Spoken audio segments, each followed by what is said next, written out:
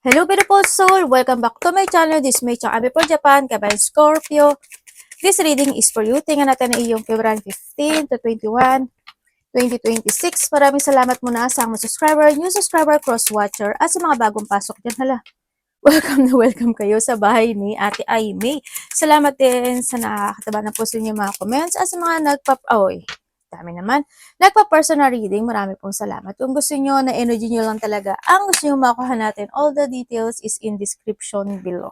Pakicheck na lang po. General reading tayo Scorpio, kunin mo lang ang sayo at itapon ang hindi naman talaga sayo. Maaring vice versa, energy mo, energy ng person mo, energy ng malapit sa puso mo, nangyayari, or mangyayari pala. Use your own intuition, lawakin nyo ang inyong isipan, ano man ang gender mo, ano man ang edad mo, wala sa baraha ang kapalaran ng tao, nasa inyo pa rin ang pagbabago nito. Gawin yung guide yung mga warning, hindi yung negative.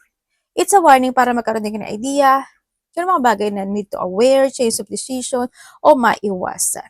Pero kung gusto mo talaga na positive reading lang, ang gusto mong marinig, hindi itong channel na ito ang para sa iyo. Okay, tingnan natin.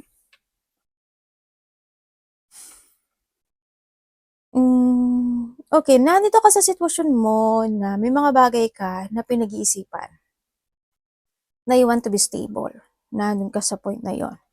Nagiging more on wiser and stronger ka this time, so nakita ko dito, para ma-achieve o para ma-achieve mo yung gusto mong maganap o mangyari sa buhay mo. Yun nga lang, dumadating ka talaga sa point na may mga bagay ka na pinag-iisipan. Noon nandun ka sa point na nagkakaroon ka na pag-isolate sa iba sa inyo dahil sa kahilingan na iyon sa isang tao sa buhay nyo. Pwedeng ito is bago or pwedeng ito is yung nakaraan. Pwede na doon din yung point, may mga bagay ka na pinanghihinayangan, ikinalulungkot, ikinare-regret, or nahandun yung mga disappointment sa iba sa inyo, no?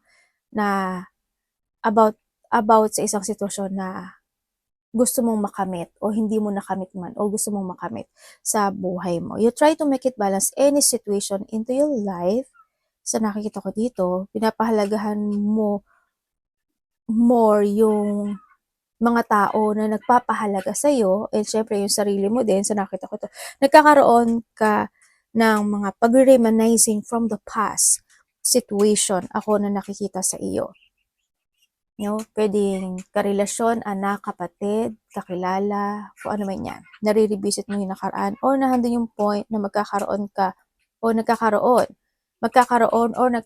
ng mga connection sa mga tao o sa tao na kakilala mo na. Pero someone's blocking you or you block this person, no? Sa nakita ko dito. Or nahandun yung point na ayaw kanya lang munang kausapin for a while, pwedeng nahandun sa point, or ikaw ito sa kanya, yun.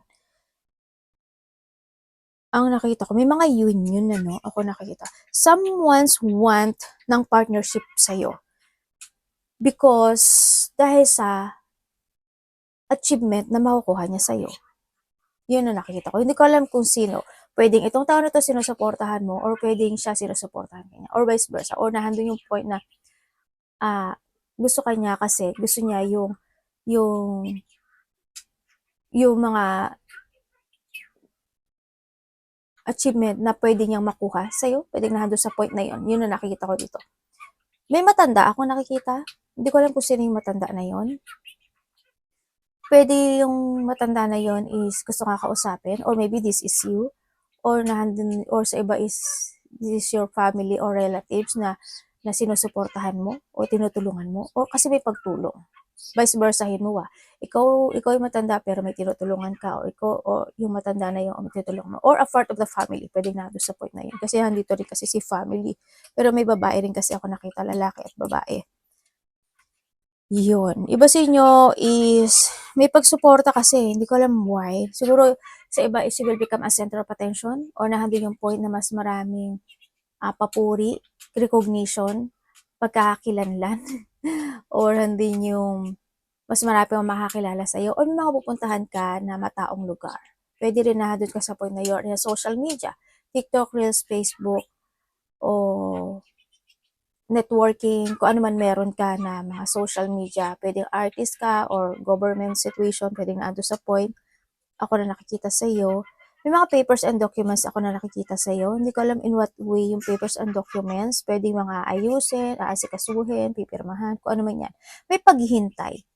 No, may taong naghihintay. Maybe ikaw ang naghihintay or may tao na naghihintay. Ako na nakikita. And then also is, parang may mga may pagtatapos eh. Hindi ko alam in what way. Pero there's an ending situation. Ako na nakikita sa'yo. Depende kung saan niya mag-e-end sa'yo. May ending situation, may magtatapos, merong unexpected change na nangyayari or mangyayari, may transformation, o mga, kung ano man transformation yan, handun din yung point na paglipat. Hindi ko alam in what way. Lilipat ka ba ng bahay, tirahan, place, kung ano man yan, pera, basta may paglipat or may someone. Pwedeng tatalikod sa'yo or ikaw tatalikod ka. Aalis na siya sa'yo. Pwede nandun sa point, no? May mga pagtalikod din kasi ako nakikita. Dito, akong nakikita sa'yo.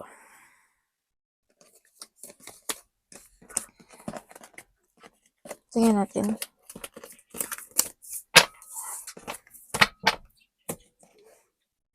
Scorpio, meron kang 10, 12, 13, 5, 22, and 20. Gemini, Libra, Pisces, Leo, Aries, and Taurus. Dami yan. Dami yan, ate. Oo nga, dami yan. Parang ang daming gustong sabihin sa yung message yung taas Okay, magtaas ka daw sa intuition mo. Sabi dito, no, kailangan mo daw na mas gamitin yung intellect mo into your life or your intuition, ang sinasabi dito sa nakikita ko dito, para sa iyong kabutihan o para sa iyong kasiyahan into your life. May mga sitwasyon na kailangan mo magdesisyon. Kumbaga, there's a choices into your life to success, para maging successful ka. Ibig sabihin, yung mag-guide sa'yo, yung intuition mo. Kung magagamitin mo yung utak mo, yung intellect mo, yung wisdom mo, sa mga bagay to success into your life. And you need to choose one. Kumbaga, kailangan mo siguraduhin kung tama o mali. Nararapat ba o hindi. Mga ganang sitwasyon, no? And then also, sinasabi ito, sa iba sa inyo is magkakaroon ng mga spiritual growth. Pero sana yung spiritual growth na yun, magamit nyo in a right way, no? Ang sinasabi dito. And then, handun din yung point na magkakaroon ng mga complicated or conflict situation in some aspect of your life, kung saan man yan.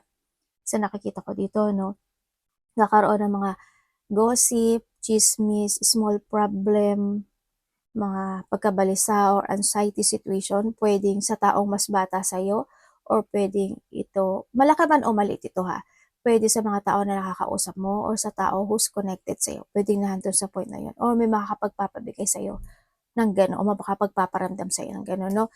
Sa iba sa inyo. Andito rin yung sitwasyon na syempre kapag may mga chismis or wag ka naman sumausaw na, at saka kung may mga nagchichismis sa'yo, dedmahin mo na lang. Kailangan mo rin kasi is to follow your instinct and to follow your intellect or yung tama, no? Yung puso mo, tama ba? Pero hindi ko naman sinabi na makapag-away o makipagtalo ka o makapagsalungatan ka. It's not good din kasi, no? Yun ang sinasabi dito. Kumbaga, don't become an immature person or nahando yung point na umiwas ka sa mga ganon na tao sa nakita ko dito, or be understanding na lang, and may mga biglaan magaganap o mangyari is a danger. In what way, hindi ko lang alam sa iba sa inyo. Iba-iba kasi pwedeng maganap sa inyo. May mga hospitalization, doctor, check-up, surgery, or kung ano man yan. May mga accident ako na nakikita dito, no? Mag-ingat ka sa matatalim na bagay o bagay matutulis o matatalim o mga corner na sitwasyon na pwede ka masugatan or ikaw ito or malapit sa puso mo, no? Pwede rin makaka-receive ka ng ng information na ganun yung nangyari doon sa tao na yun, ganyan, o kaya makapagbibigay sa'yo ng ng painful dahil sa tao na yun, o yung tao na yun may painful na nararamdaman and then kukonek sa sayo. Or ikaw ang kukonek sa kanya dahil may painful ka na nararamdaman or mga bothering situation, pwedeng ganon. And sa iba naman sa inyo is, sabi dito kung ano daw yung itinanim mo, yun ang aanihin mo. Kaya be good. Diba? Ganun lang yun. And then, may mga new member of the family, or may mga new member, or may mga bagong kakilala, makikilala, or mga new member. Pwedeng mga anak, pabubuntis, o buntis, ganyan. Or pwedeng pet, or kakilala mo, or ikaw, or someone who's connected sa'yo. Or pwede mga bagong alaga, ganyan, no? Ang sabi rin dito is magkakaroon ka ng mga multiple choices in life. Magkakaroon ka ng mga pag-aalinlangan sa buhay o may mga dapat ka ng desisyon na. Magkakaroon din ng pagpaparaya. Either ikaw yung magpaparaya or someone is magpaparaya. Magkakaroon ng mga separate way o magkakanya-kanya o pag-iwas o paglayo. Ikaw ito or siya ito. Yun na nakikita ko sa iba sa inyo. Sa iba naman sa inyo is there's a group of person. Siguro may mga pupuntahan ka talaga na group of person o may mga group ka na dadaluhan, pwedeng ganun.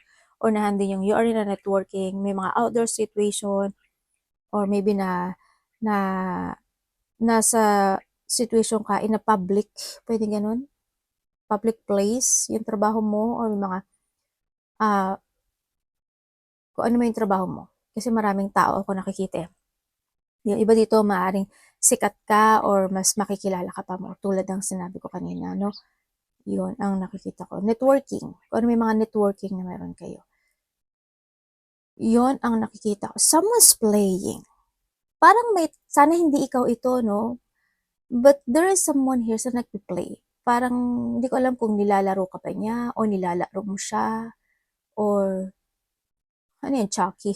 Do you wanna play? Kung ano man yan, but you need to trust your intuition. Yun din kasi ang sinasabi ito. Kasi pwede ka mapunta or pwede ka magkaroon ng masamang outcome or hindi magandang outcome. Dito.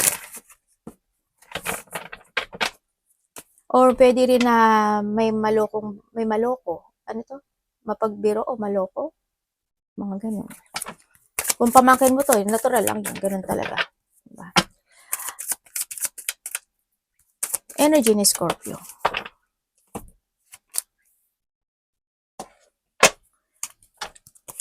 There's a karma, no? Karma. May karma daw na darating sa'yo eh. Siguro, yun nga, tulad ko na sinabi kanina, kung ano yung ginawa mo, harvestin mo, tapos pwede rin nahandun yung point, sorry na may makikipag-communicate sa'yo, a person who's connected na sa'yo in the past. Ganyan. Kung sino man siya. Energy mo.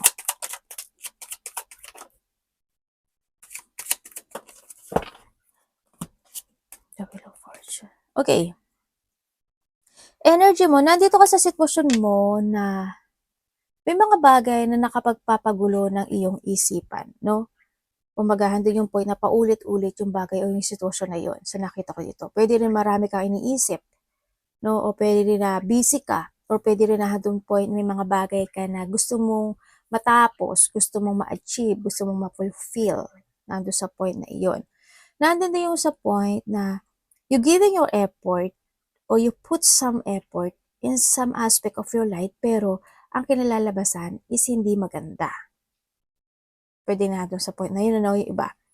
Ang energy mo rin, sa nakikita ko dito, is doon ka sa point na you always confronting someone. O pwedeng nagiging speak out ka, parang nagaganon ka, ganyan. Parang may mga bagay ka na sinasabi mo talaga yung gusto mo. Hindi, siguro may mga time na hindi ka nagiging,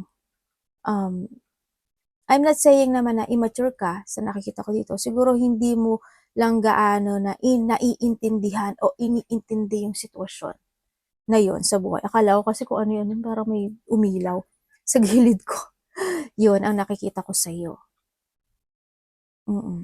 Kaya, yun, parang ewan ko, kasi nauuwi siya sa hindi maganda eh. Kumbaga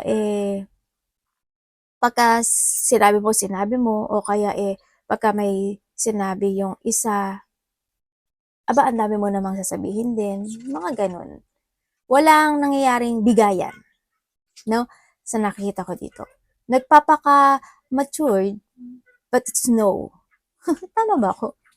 Yun. O, tama naman yung Tagalog ko. O, yun ang nakikita ko, no? And then also, energy mo rin, hindi ko alam eh, kasi may mga disagreement, or may mga tension, or hindi mga complicated situation. Ako nakita sa'yo, yun nakikita ko sa'yo energy. Nandun din yung point na may mga, siguro, hindi yung mga point na sometimes hindi mo makontrol yung sarili mo, ganyan. Kumbaga, nagko-control ka naman, pero naibubuga. Pwede na handun sa point na yun, ano, sa nakikita ko yun. Sasabihin mo yung gusto mong sabihin, pwede na handun sa point. May mga bagay na hindi mo maintindihan o hindi mo maunawaan, maybe sa iba.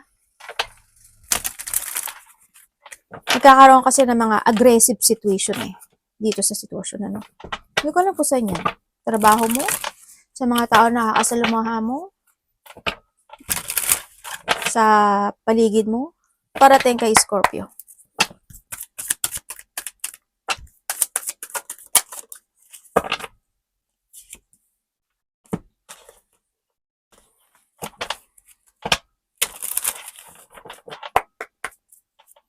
Parating? Ano po ito, universe?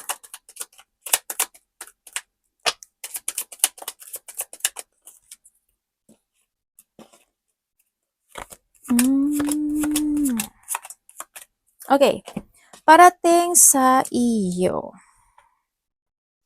Okay, parating sa iyo is may paghihintay. Ikaw ang naghihintay or someone is naghihintay. Pero hindi ko lang maintindihan dito kasi nandun yung disappointment. Pwedeng may tao na madi-disappoint sa'yo or ikaw madi-disappoint ka sa kanya. Magkakaroon kasi ng, basta either magkakaroon ka ng pag-uusap or conversation or basta malapit to sa'yo. No? Or kakilala mo na talaga siya. Ang parating din sa'yo is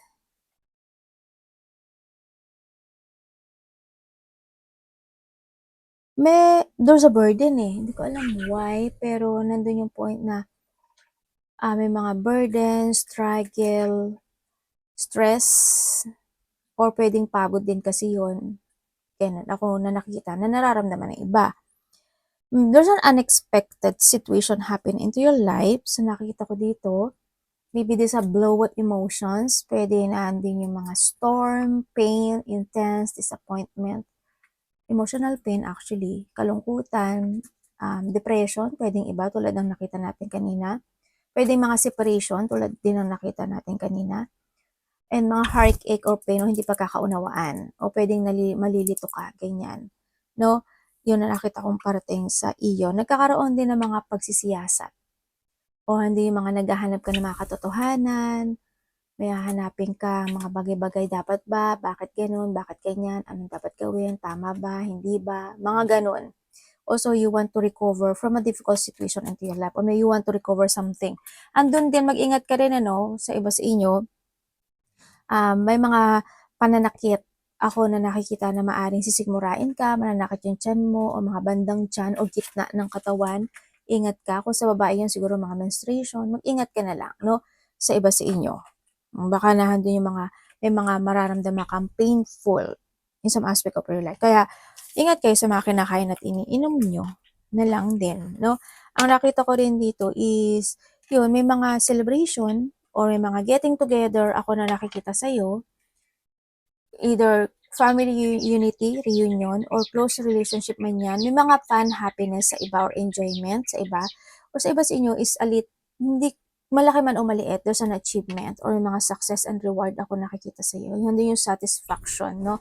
Surprise parties event din sa iba siguro sa inyo is pwedeng nahandang yung point na may mga want to heal the situation. Ganyan. May mga bagay kayo na gusto mong ma-heal, ma-recover, ma-action na nando sa point na yun. Or may mga pag-uusapan yung iba na related to house, family, ganyan. Or sa iba kasi ano eh,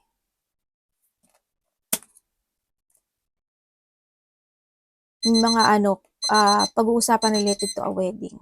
O may mga pupuntahan kang wedding, celebration, kung ano mang meron yan, birthday.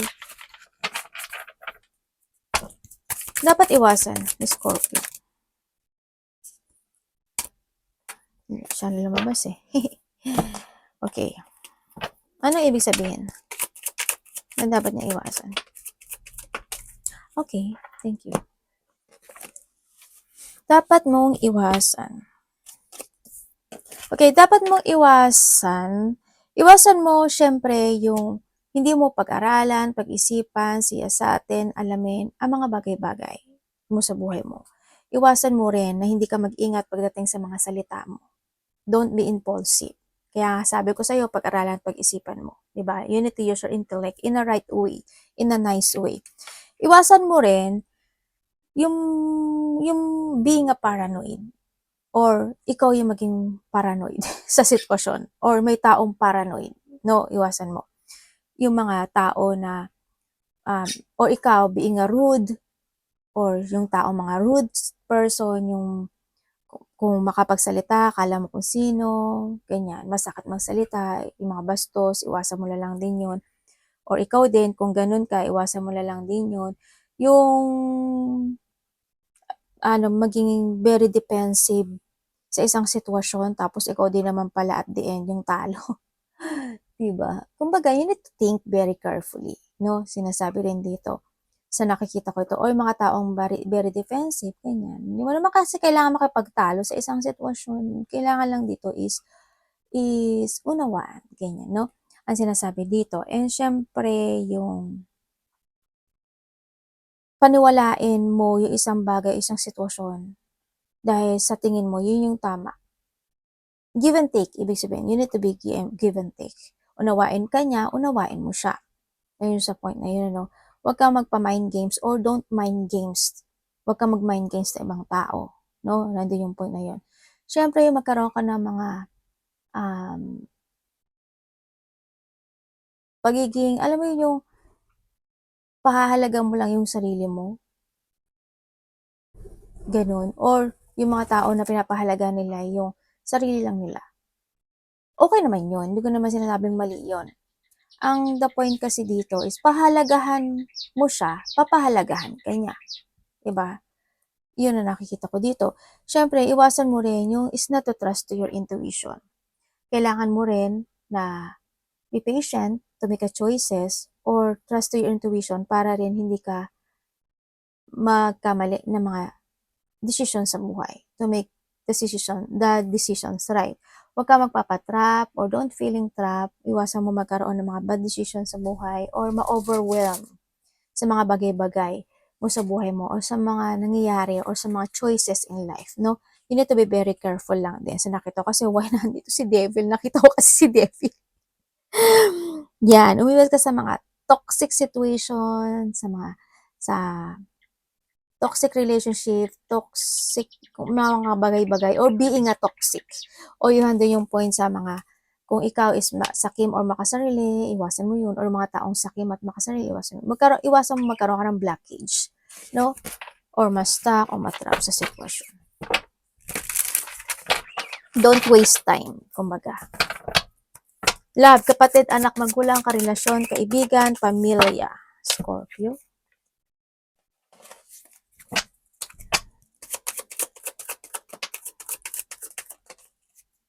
Uy, iba dito single ah.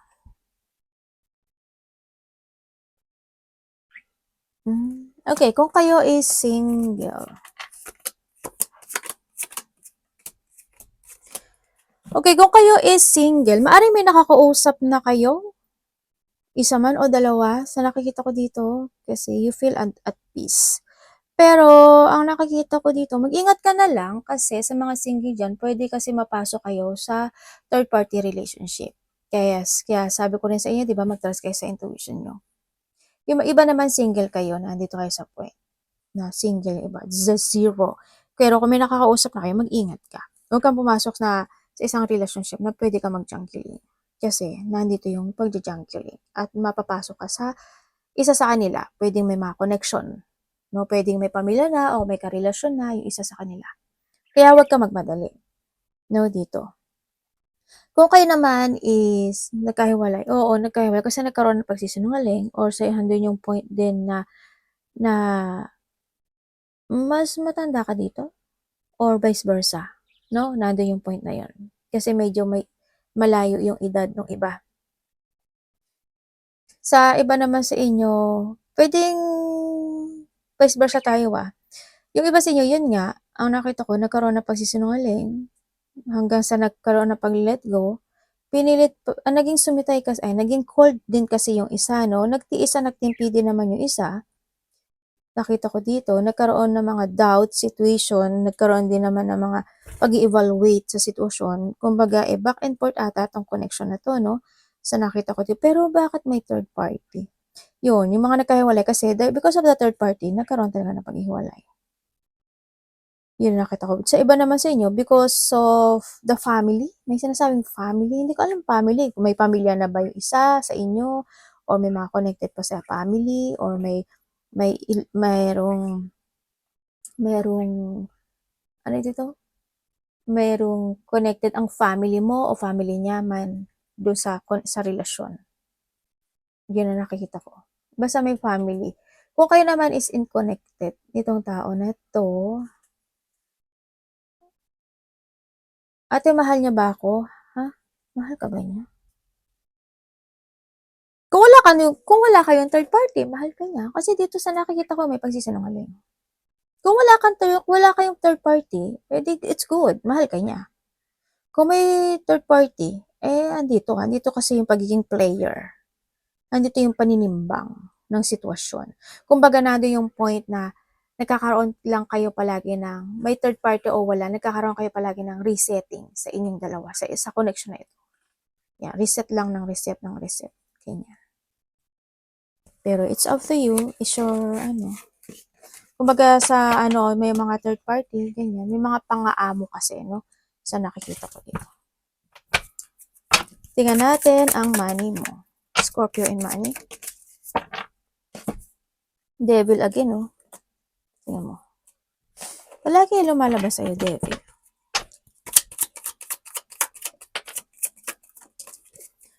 Okay, pagdating sa iyong money. Pagdating naman sa money mo is merong hindi ka nakikita na isang sitwasyon na darating na ma-achieve mo.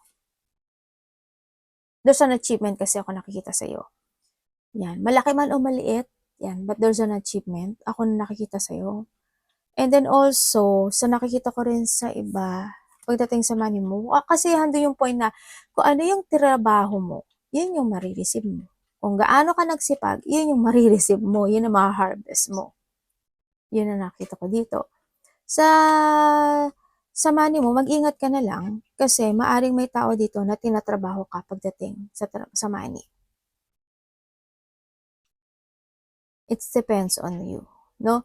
Kung paano mo i-manage yung sitwasyon na ito sa nakikita ko sa'yo dito. Ingat na lang din. Pero nasa sa'yo pa rin yan. Sa money mo, andun din yung kung may mga manghihiram o nangutang o may nanganungutang, baka mahirapan kang maningil sa kanila, no? Ingat ka na lang. O kung may mangungutang, mag-ingat ka pa rin kasi baka mahirapan ka rin maningil at hindi na magkalimutan na. Pwede may mga nakaraan na sitwasyon na hindi ka nabayaran, pwedeng ganun. Ingat na lang din. Advice, kung gusto nyo lang naman mag-ingat, kung ayaw nyo mag-ingat, okay lang. It's your life. Diba? Yun lang yun.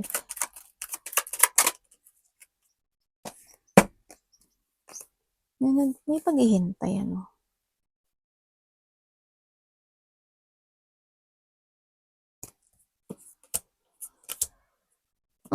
may naghihintay nga. May paghihintay talaga.